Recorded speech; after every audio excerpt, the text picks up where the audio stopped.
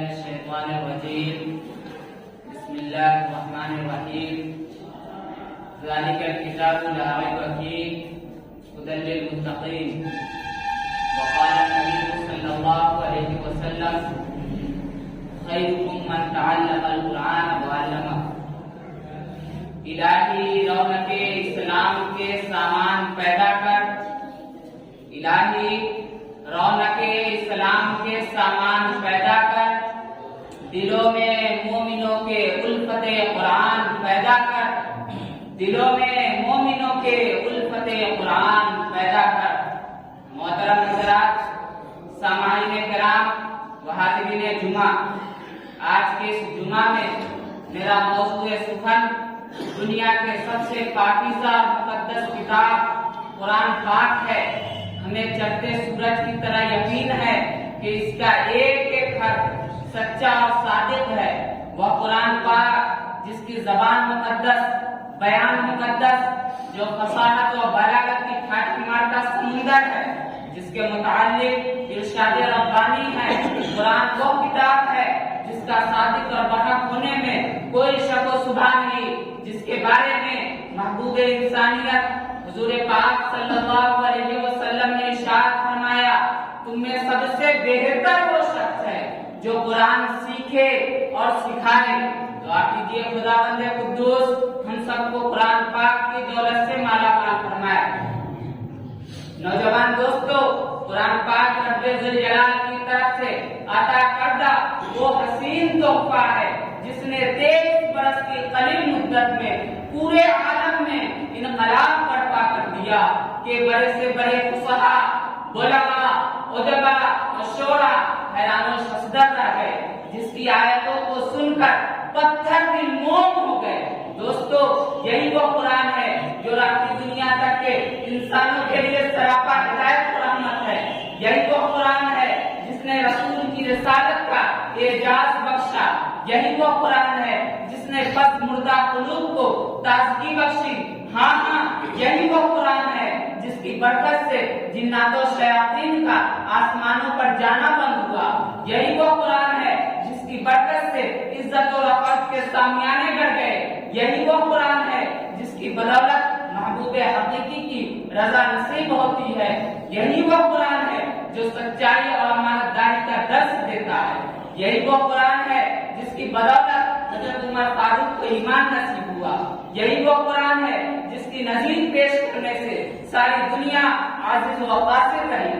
یہی وہ قرآن ہے جس کی مثل پیش کرنے سے عرب کے فصیح و بلیغ زبان دانی کا دعویٰ کرنے والوں نے گھٹنے ٹیک دیے. یہی وہ قرآن ہے جس کی حفاظت کا دعویٰ خود خالق کائنات نے فرمایا. یہی وہ قرآن ہے جس کی تلاوت میں دلوں کے واسطے فرحت و بساست کا سامان ہے. یہی وہ قرآن ہے جس کی برکت سے اجرے چمن میں بہار پیدا ہوئے. مگر افسوس کہ آج کے اس نازک دور میں حفظ کلام پاک کو فضول سمجھا جاتا ہے. اس کے الفاظ کو رٹنے کو حماقت بتایا جاتا ہے. کہا جاتا ہے کہ اس کا رٹنا اور بے سمجھے پڑھنا بے سود ہے.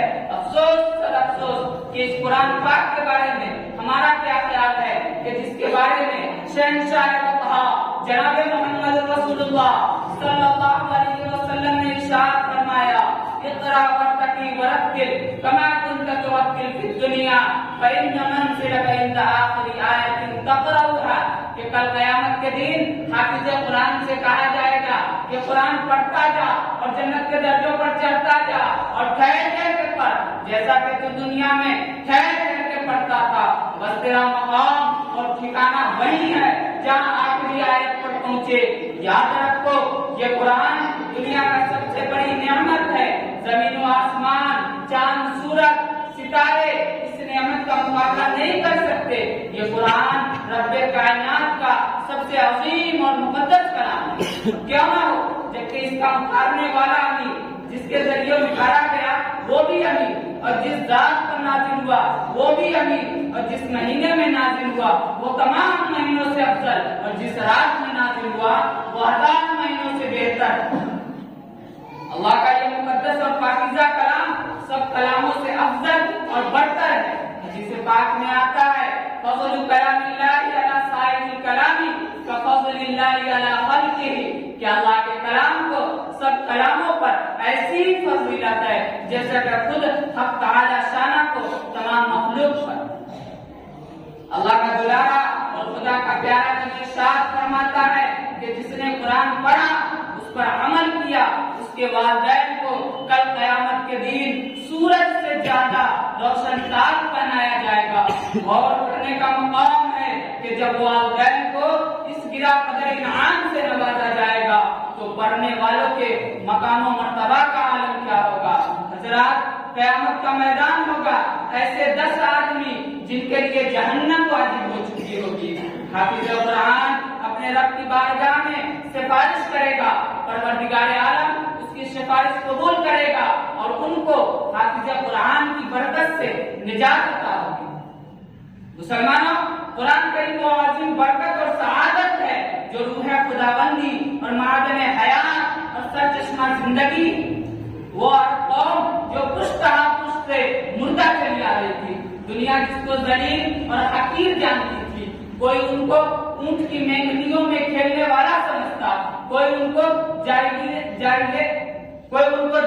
مکہ کرتا، کوئی ان کو جھولائے عرب کا خطاب دیتا، کوئی ان کو جاہلین مکہ کرتا، لیکن جب قرآن آیا جس کا نام جھولائے عرب تھا، صحابہ کرام ہو گیا، جن کو نفرت سے یاد کیا جاتا تھا، ان کو رضی اللہ عنہم ورضوا عنہ کا خطاب ملا۔ جس زمانے کا نام جاہلیت تھا اس کا نام خیر القرون ہو گیا۔ وہ مردہ قوم جو کروٹ نہیں لے سکتی تھی، طاقت اور قوت سے ایسی قید ہو گئی جس نے قیصر و کسریٰ کا غرور خاک میں ملا دیا اور بڑی بڑی سلطنتوں اور حکومتوں کا تخت الٹ دیا۔ محترم دوستو، قرآن آیا تو زمان و مکان میں زندگی آئی، قرآن آیا تو عدل و مساوات کا پیغام آیا، قرآن آیا تو مذہب اسلام پھیلا، قرآن آیا تو مردہ قوم زندہ ہوئی، قرآن آیا تو کفر و شرک دم توڑ گیا، قرآن آیا تو باطل کے لہراتے جھنڈے ٹوٹ پڑے، قرآن آیا تو انسانوں کے پجاری خدا کے پرستار بنے، قرآن آیا تو توحید ملی، ایمان ملا، قرآن آیا تو گلستہ کو بہار حسن عطا ہوئی۔ ہاں، مجھے کہہ لینے دیجیے تو قرآن آیا تو شرافت و عزت ملی، قرآن آیا تو توحید ملی، ایمان ملا، قرآن آیا تو دم توڑتی انسانیت کے حقوق ملے، قرآن آیا تو دوستو سب کچھ ملا، مگر افسوس کہ ہم نے قرآن کے دامن مقدس کو ترک کر دیا، اس کی پاکیزہ تعلیمات کو بھلا دیا۔ نتیجہ یہ ہوا کہ وہ مسلم قوم جس کے سر پر عزت و رفعت کے تاج تھا، ذلت و رسوائی کے گاڑ میں جا گری۔ وہ مسلم قوم جو کبھی حکومت اور سلطنت کا فریضہ انجام دیا کرتی تھی، آج غلامانہ زندگی بسر کر رہی ہے۔ وہ مسلم قوم جس کی ایک آواز پر افریقہ کے جنگل میں رہنے والے خونخوار درندوں نے میدان خالی کر دیا تھا، آج ایک چیونٹی بھی اس کا حکم ماننے کو تیار نہیں۔ وہ مسلم قوم جس کا مستقبل روشن تابناک تھی، حال و مستقبل اس کا تاریخ ہے۔ مسلمانوں، قرآن کریم وہ عظیم برکت اور سعادت ہے جو روح خداوندی اور معدن حیات اور سرچشمہ زندگی۔ محترم دوستو، جان سارے صحابہ کرام کے کتب خانے میں قرآن پاک کے علاوہ کوئی کتاب نہ تھی، اسی کو لے کر وہ آگے بڑھے، کامیابی ان کی قدم چومتی گئی۔ وہ قرآن پاک بھی تھا جس کی برکت سے بدر کے میدان میں 313 نے مکہ کی قسمت پلٹی۔ آج ہم ہیں، کروڑوں ہیں، مگر دوسری قومیں ہم پر سوار ہیں۔ جان ہماری محفوظ نہیں، مال ہمارا محفوظ نہیں، عزت و آبرو کے ساتھ ہماری کھلواڑ، نہ ہماری مساجد محفوظ، نہ ہمارے مدارس محفوظ، ظلم و ستم کی چکی ہمارے لیے گھوم رہی ہے۔ مسلمانوں، ایک وہ دور تھا جب مسلمانوں کا مقابلہ حامان بن ولی سے ہوتا ہے۔ اس دشمن خدا اور دشمن رسول کے پاس طاقت اور قوت ہے، 60,000 کا لشکر جرار ہے، مسلمانوں کا فوج، مسلمانوں کی فوج 10,000 ہے۔ اسلامی فوج کے کمانڈر حضرت خالد بن ولید ہیں۔ مشورے ہوتا ہے، حضرت خالد بن ولید سے کہا جاتا ہے کہ آپ 300 آدمی کو لے کر جائیں اور پتہ لگائیں کہ دشمن کا لشکر کہاں ہے، اس کی تعداد کتنی ہے اور اس کے پاس سامان کیا ہے۔ صحابہ رسول صلی اللہ علیہ وسلم کی ایمانی قوت دیکھیے، فرماتے ہیں کہ 300 کی ضرورت نہیں، میرے ساتھ صرف 30 आदमी काफी है। साहबी अर्ज करते हैं कि आपकी कुव्वत ईमानी आपको मुबारक हो, मगर ये दुनिया दारुल असबाब है। 30 आदमी कुछ नहीं होते, कम से कम 60 ले जाओ। 30 आदमियों का और इजाफा कर दिया जाता है। इस्लामी फौज का ये मुख्तसर सा काफिला आगे बढ़ा। चंद मील के फासले पर मालूम होता है कि दुश्मन का लश्कर वहाँ है, उसकी तादाद 60,000 है। हजरत खालिद बिन वलीद की ईमानी हरारत जोश में आई और फरमाया कि उधर मुंतजिर सहाबा को इत्तला की जरूरत नहीं, इनसे मुकाबला के लिए हम काफी हैं। सबने एक जबान होकर कहा, हमें शौक़े शहादत जब सामने है तो दुश्मन के लश्कर और तादाद से परवाह किया। इस्लामी फौज का ये मुख्तसर सब बना, इस्लामी फौज का वो मुजाहिद आजम सब बनाता है। दूसरी तरफ 60,000 का लश्कर है। हामान बिन वलीद आगे बढ़ता है और कहता है कि हम तो समझते थे मुसलमान कौम बड़ी समझदार है, लेकिन मालूम होता है कि तुम तो अहमक हो। 60,000 से लड़ने के लिए 60 आदमी लेकर आए हो, चले जाओ, हम तुम पर रहम खाते हैं और 2-2 बोरे खजूर और चंद अशरफिया दे देते हैं, क्यों अपनी जानों पर जुल्म करने आए हो। दोस्तों, जिगर पर हाथ रखिए और सुनिए कि हज़रत खालिद बिन वलीद फरमाते हैं कि तू वाद बनकर आया है या कमांडर बनकर आया है, तुझे शर्म नहीं आती, अपनी बुज़दिली को वाज के पर्दे में छुपाता है। तुम्हें लड़ने की ताकत और कुव्वत नहीं है।